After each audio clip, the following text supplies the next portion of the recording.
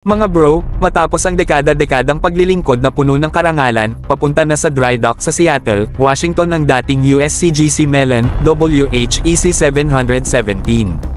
Ang legendary Hamilton-class high-endurance cutter na ito ay maraming napagdaanan, mula sa pagprotekta sa tubig ng Amerika hanggang sa mga search and rescue mission sa iba't ibang bahagi ng mundo. Ngayon, haharap na ito sa panibagong misyon. Bilang bahagi ng isang strategic partnership, ililipat na ang barkong ito sa Vietnam People's Navy.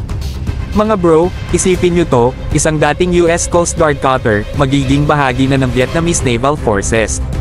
Grabe, ano? I-retrofit at i-modernize ang Mellon para masigurong magiging mabagsik pa rin ito sa karagatan ng Southeast Asia. Ang transfer na ito ay malinaw na senyales ng mas malalim na relasyon sa pagitan ng Washington at Hanoi. Habang may mga bansa na nag-aalinlangan, handa ang Vietnam na palakasin ang kanilang naval capabilities gamit ang isang subok ng asset tulad ng Mellon. Palaging advokasya ng US ang freedom of navigation, at ang hakbang na ito ay nagpapatibay sa kanilang commitment kahit na sa labas ng kanilang sariling teritoryo.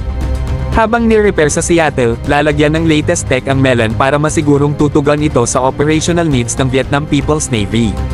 Sa move na ito, mas magiging handa ang Vietnam na ipagtanggol ang kanilang maritime interest sa rehiyon.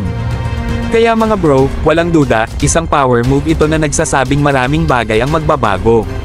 Isipin nyo lang ang impact ng isang Hamilton-class cutter sa kamay ng Vietnam People's Navy. Sa tingin ko, magkakaroon ng bagong respeto ang rehiyon sa Vietnamese forces, lalo na't may ganitong kalakas na barko.